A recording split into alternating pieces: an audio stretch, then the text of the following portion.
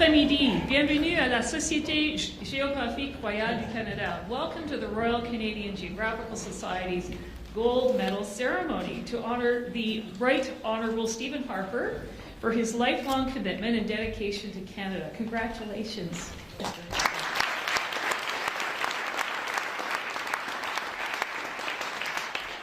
This ceremony is taking place on the occasion of the 20th anniversary of Mr. Harper's election as Prime Minister in 2006. Welcome back to Ottawa, and to you, Mrs. Harper, and your family. It's so good to have you back in Ottawa. We're really, really pleased. Et au très honorable Jean Chrétien, le 20e Premier ministre du Canada, nous sommes très touchés que vous avez accepté notre invitation de participer aujourd'hui pour démontrer votre amitié avec Mr. Harper. You guys are really good friends, we hear.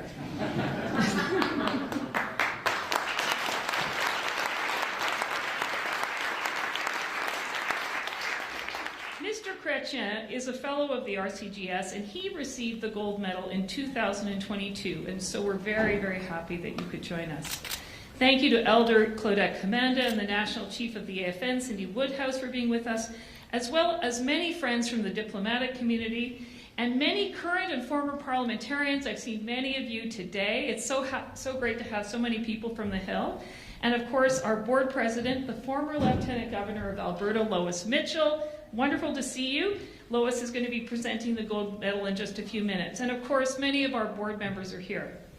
Before we begin, I'd like to welcome everybody to the traditional unceded territory of the Anishinaabe Algonquin people.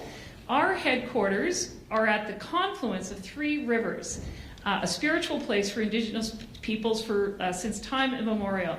Nous remercions les peuples autochtones d'avoir partagé avec nous leur connaissance sur l'importance des rivières Ottawa, Gatineau et Rideau, qui constituent un lieu important pour notre cérémonie et notre conversation aujourd'hui. Donc, chi miigwech. We also have the Mayor of Ottawa here. Thank you for coming.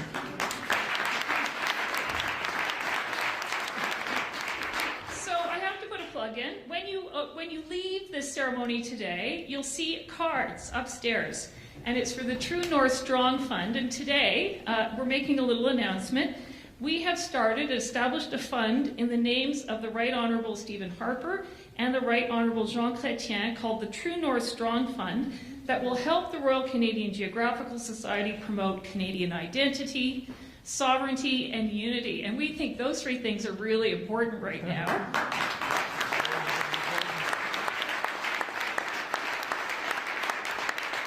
And thanks to some early donors, we've already received $30,000 for this fund. Pretty good. Thank you. So as you depart today, we will have a reception upstairs. The cards are right up at the reception desk, so we encourage you to just take that little QR code and give what you can to the RCGS. So we are living at a time when we really need to bring the best minds of this country together for the betterment of the country. So in that spirit, please rise for the singing of God Save the King and O Canada.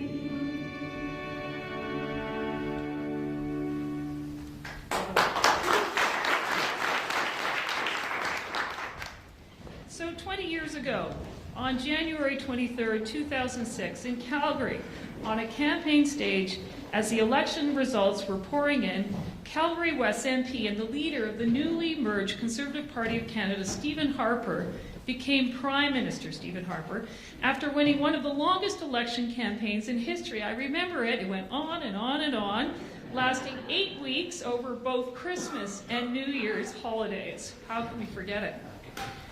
2 days later, I was standing on the Harper's driveway in Ottawa, doing a television stand-up as the Deputy Bureau Chief of CTV, when an RCMP officer waved at me and asked me if I'd like to go inside Stornoway to say hello to Mrs. Harper. The family had just gotten back from Calgary, and there were backpacks and snow boots in the hallway and running shoes in the kitchen. And as I entered the kitchen, there was Mrs. Harper. She was standing there looking, she was beaming. And I said, "Congratulations, Lorraine, you won." And you said, "I can't believe it.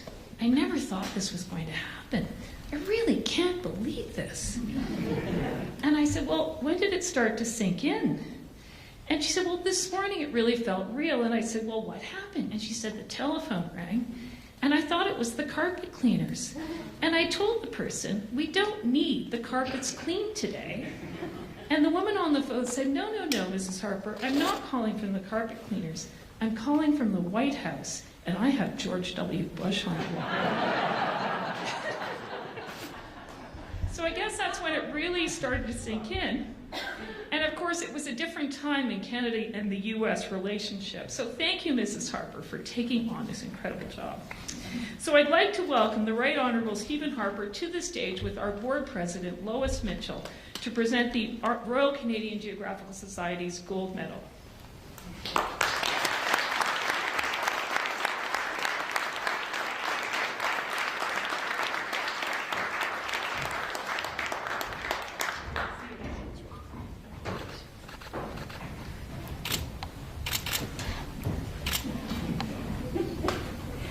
So I'm going to read from the citation.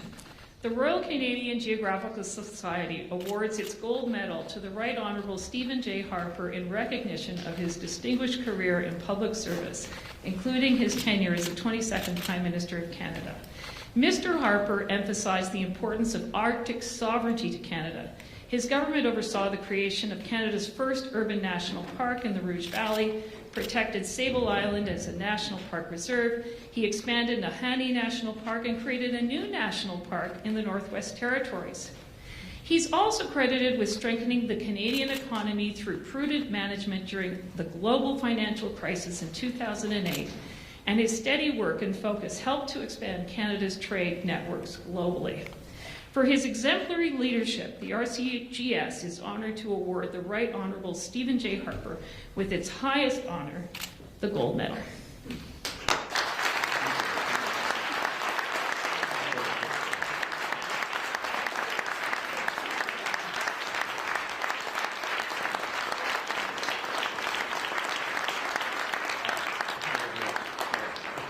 I gotta look at us looking straight ahead. Everybody wants a picture.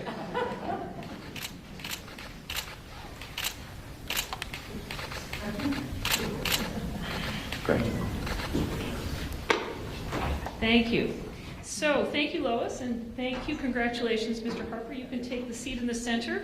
Je vous invite maintenant à accueillir avec moi sur scène le très honorable Jean Chrétien, 20e Premier Ministre du Canada.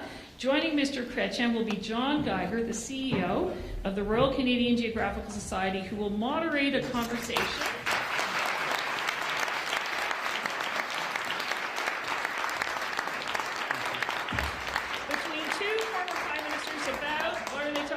Canadian unity, identity, and how we protect a country we all love at a time of very complex geopolitics. This is going to be good. Enjoy. Thank you, Rosemary, and thank you, honorables, for joining us today. 4 years ago, the historian J.L. Grenestein created a list of Canada's national interests. He argued few Canadians think about them, and that the federal government scarcely ever bases policy on them. And it was a very short list, so here they are. The first, Canada must protect its territory and the security of its people. Second, Canada must strive to maintain its unity. Third, Canada must protect and enhance its independence. Fourth, Canada must promote the economic growth of the nation to support the prosperity and welfare of its people. And fifth, Canada should work with like-minded nations for the protection and enhancement of freedom and democracy. I think it is probably fair to suggest that Canadians are thinking about those national interests more these days. We find ourselves at a moment that is unprecedented, I think, in our lifetimes, and for which many are concerned about the national interest. So thank you both for being here, and Mr. Chrétien, particularly thank you for your presence, which is an honor to Mr. Harper.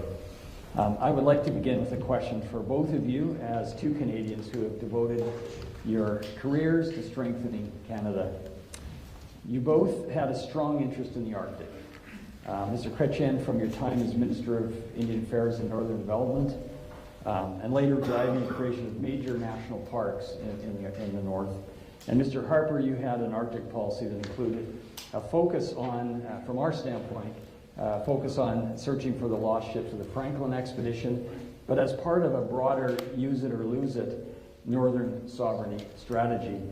Yet when you look at our history, including recent history, I think it's fair to say Canada has failed to adequately defend its national interest in the Arctic.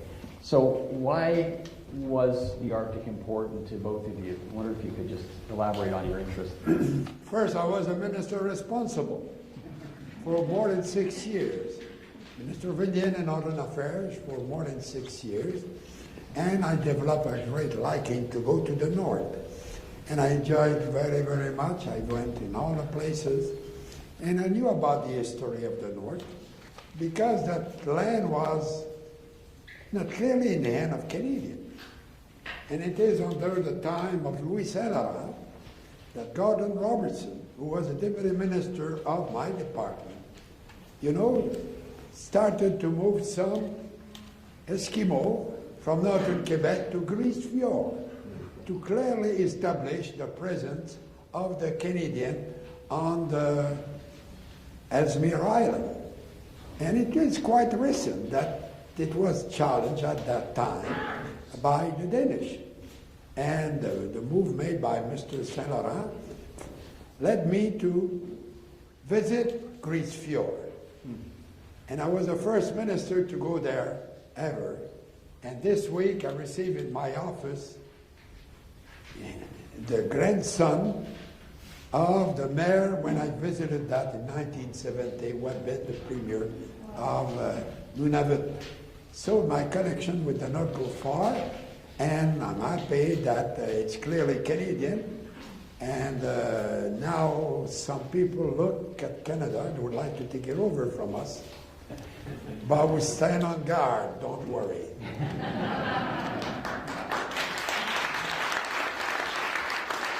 I just always had unlike Mr. Chrétien, I wasn't minister of everything at one point. But I had a long abiding interest in our history and geography, and especially our northern history.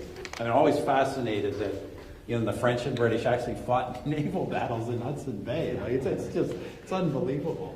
So it's such a great part of Canada. So look, but my concerns were different. I think the reality is, in law, Canada took possession of those territories in 1870 and then 1880. But the reality is Canadian sovereign presence is extremely spotty, especially up until the 1950s. And even after that, we've kind of had periods of neglect. So, I believe that in the geopolitical circumstances I was taking office in, that there were long-line threats to the north were actually quite serious. I think I've been borne out in that regard. I didn't anticipate them being our southern neighbor.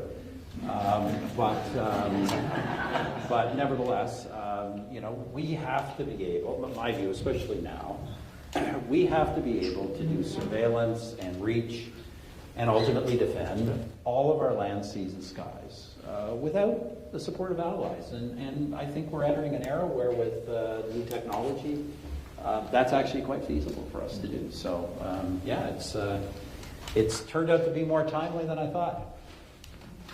Absolutely. I don't doubt for a minute that most Canadians have a deep loyalty to their country. You see outbursts of patriotism every now and then. Recently with the Four Nations Cup last year, just an enormous... That was the best, Connor McDavid, that was the best moment of 2025.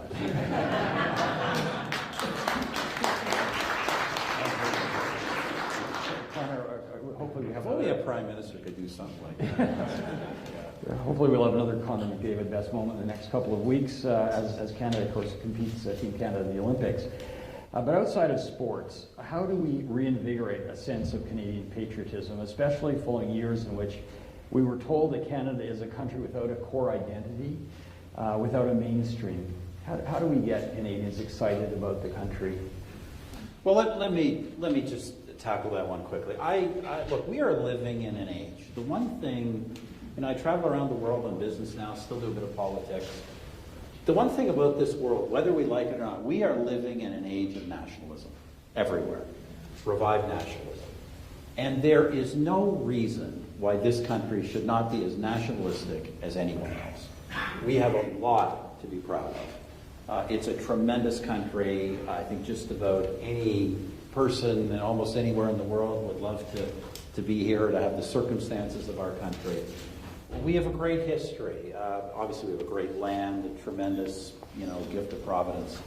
Great land, but we have a great history. And, there's been so much emphasis in the past, let's say, decade, about all the things we've done wrong. Okay, fine. But look, all the things we've done wrong have been things that like the things we've done right, that we have built upon, corrected mistakes. And we've built, I think, quote, Mr. Chrétien, the best country in the world. So, let's be proud. And our pride doesn't have to be just, not liking Donald Trump. We should be proud of who we are as a people and as a nation.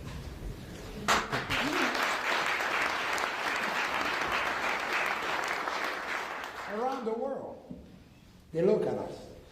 There was an international survey a few months ago asking the people, if you had to start your life, where would you like to go?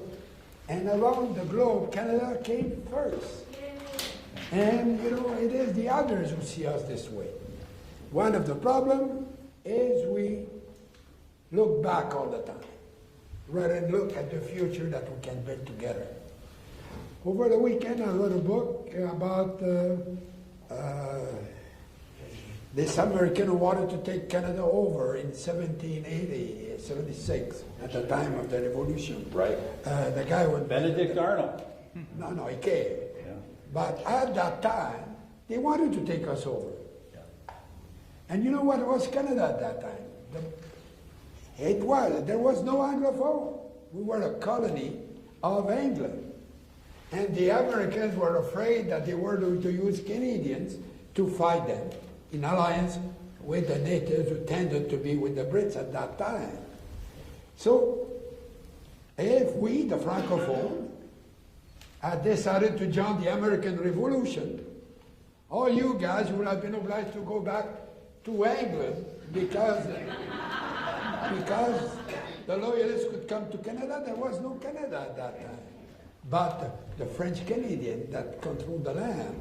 So if we were to look at what we've built together, rather than what divides us, it is the problem. And be proud of what we can offer.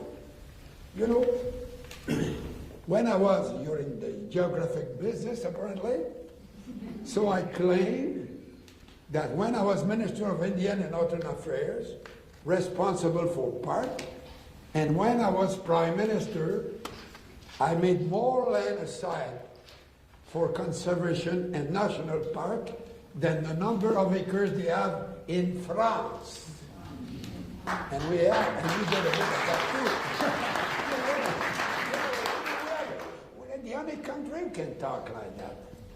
And we have to be proud, We're political opponents, but we're not enemies, not today. Because he's afraid of the show.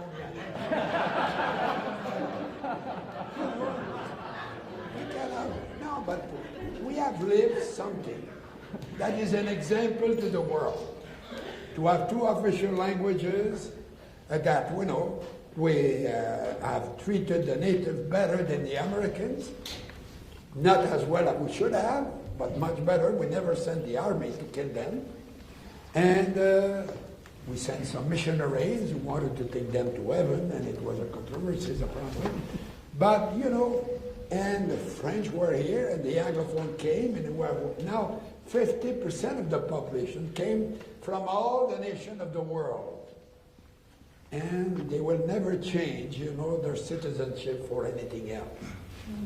And it's why everybody gave everything they have to have the privilege to come and share our so-called miseries. You know, Jean talked about the defense of Canada by French Canadians during the American Revolution. Our organization, Government of Canada, RCGS, we spent a lot of time celebrating the fact that all these different groups of Canadians, French, English, Native, came together to fight in the War of 1812, which is a great moment in history. So we've created this country, created it through joint action, through joint defense, through joint economic building. But I would say that if I can, I gotta get a dig in here. I would just say that the American Revolution, the War of 1812, are probably better examples of Canadian unity than the Plains of Abraham. So.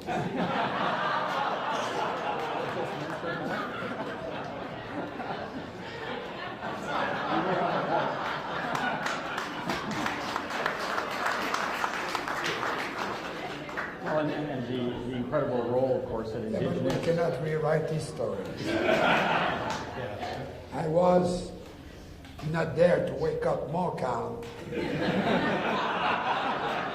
when Wolfe came in the middle of the night. And the Brits tend to arrive in the middle of the night. They did that in the Falkland about 50 years ago. Yeah. So be aware, be awake. With Phineas Albion. But you're right, and the Indigenous contribution to the War of 1812, which I think Canada would have been lost without the war to intervene. We burned the White House, but we will not repeat it. It's part of it's been torn down by the current incumbent.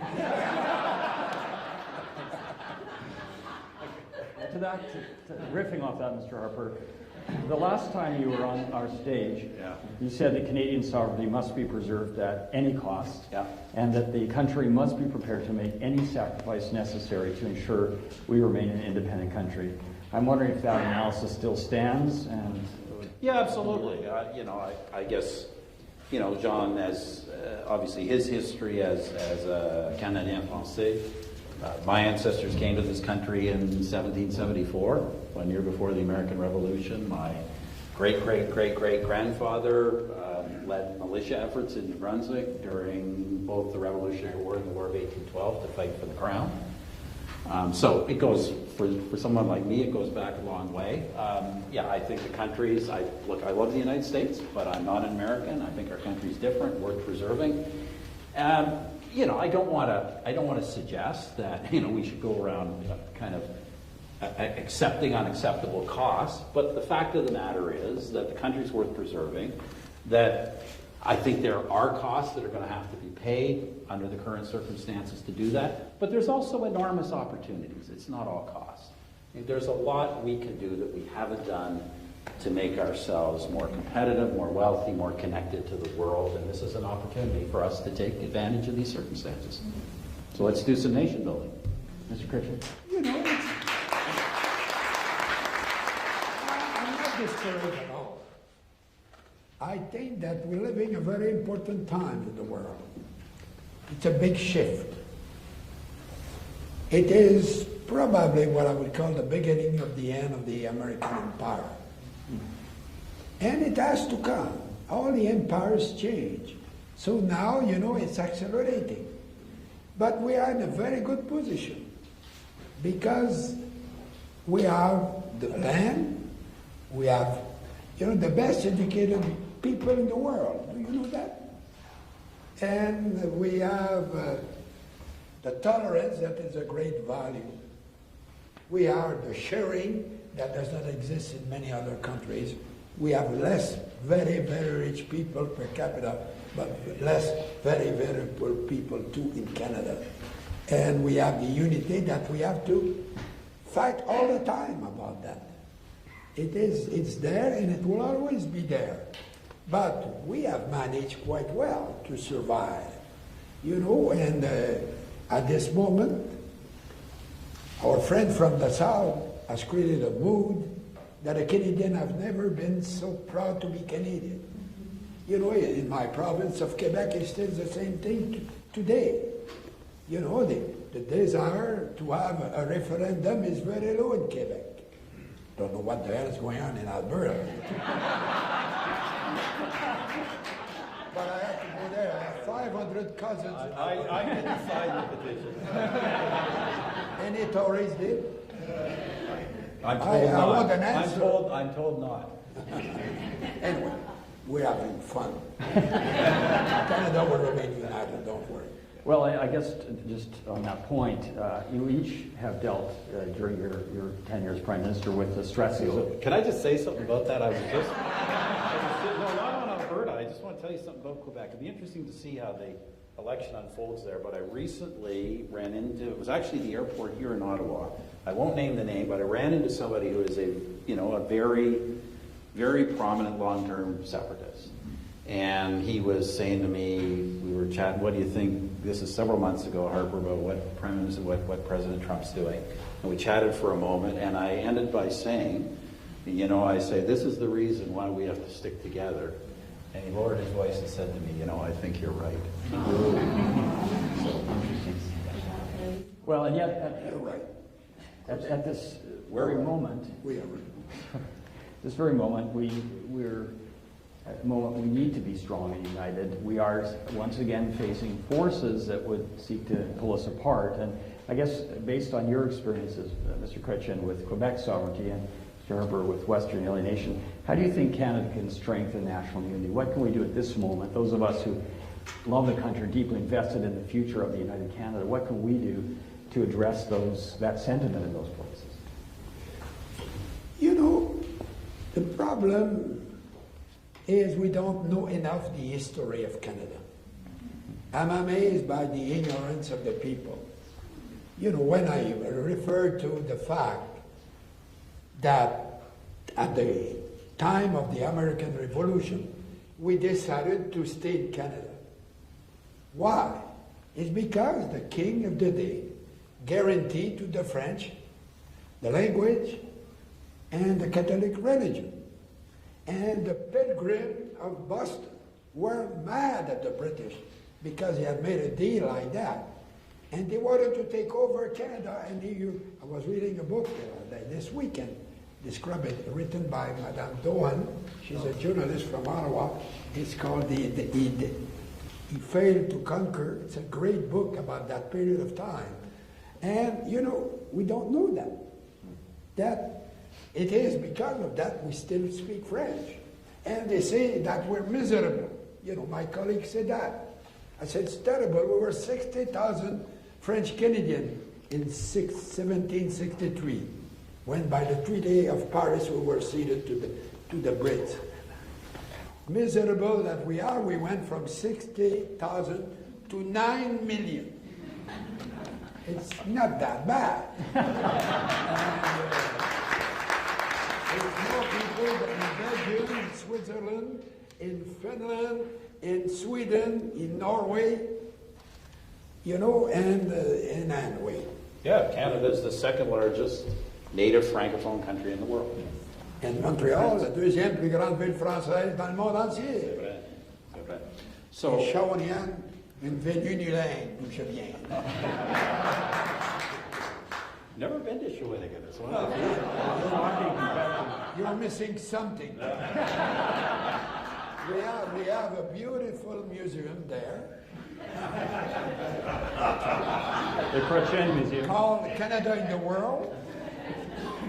And that they talk about my career. They put my gifts are all displayed there. And there is a great section called Madame Aline. And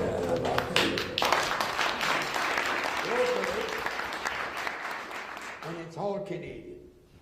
Well, I think my people might have said and whispered to me that I probably didn't have a chance of winning in Shawinigan. Anyway, I was going to say, I don't want to get too much into the politics. I'll just say this, that, you know, in our time in office, myself and colleagues here, you know, Quebec, the support for Quebec sovereignty went to its lowest level since the early 1960s. And support for Western separatism vanished completely.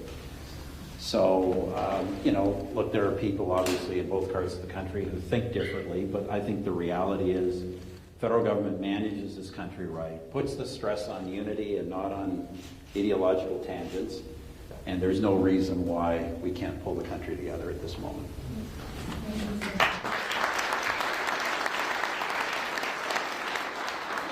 So the two of you clearly like and respect one another. I know you've got a bit of a roadshow you've embarked upon from time to time, and despite the fact that you represent very different social and political movements, what advice do you have for the current generation of political figures to enable them to disagree with one another without stoking polarization in the country?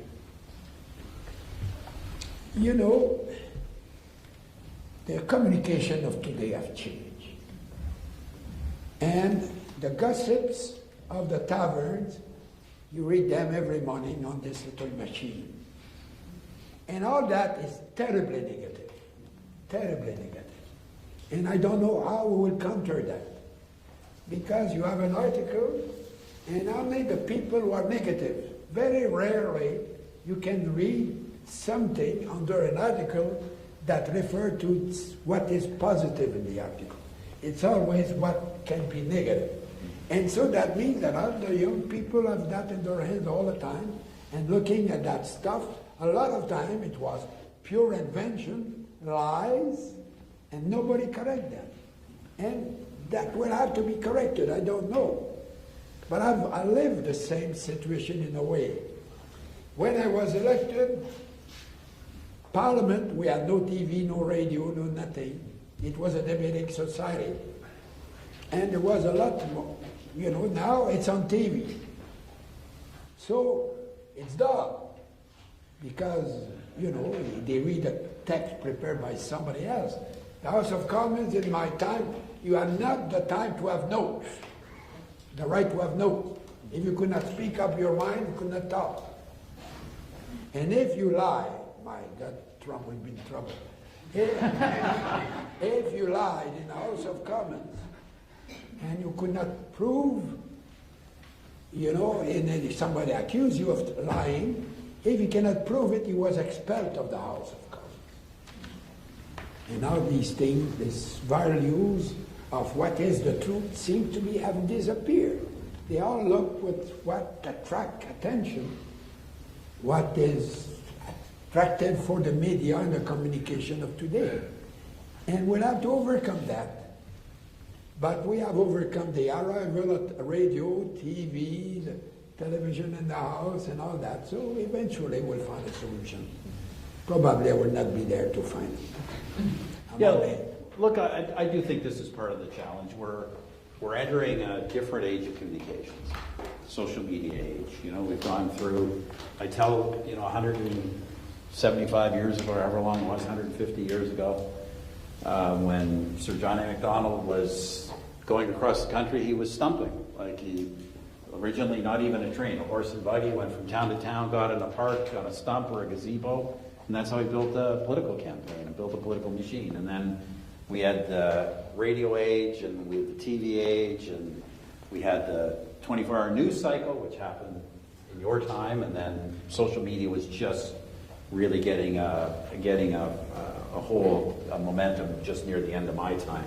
And it's changed everything, because it's a whole new mode of communications, and you know, it's a new challenge for a new generation to master that. And I agree.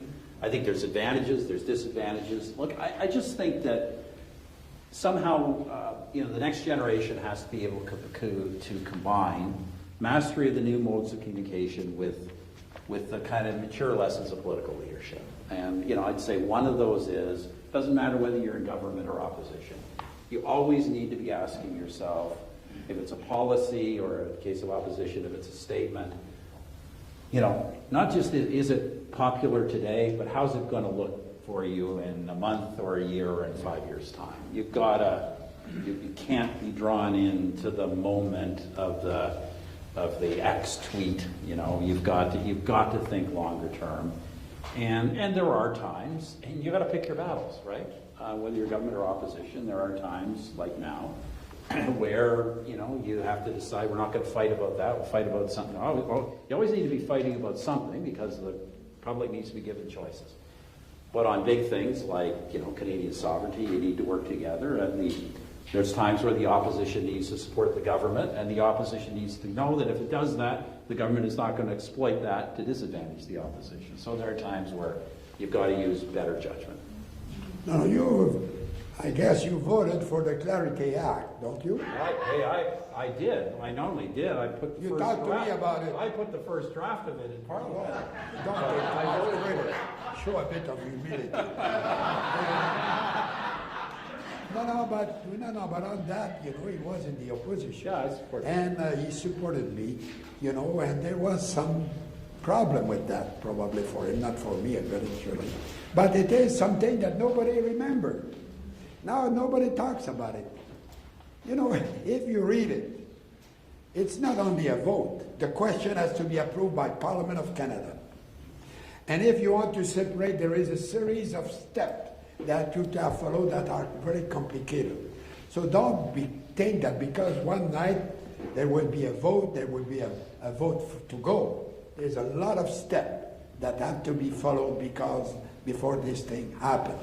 And it is because we decided that at that time. Why?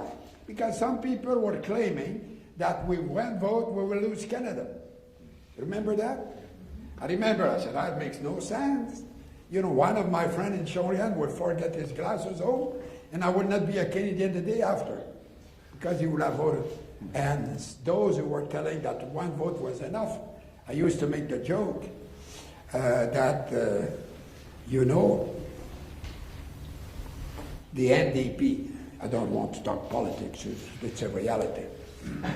Their name is an illegal name.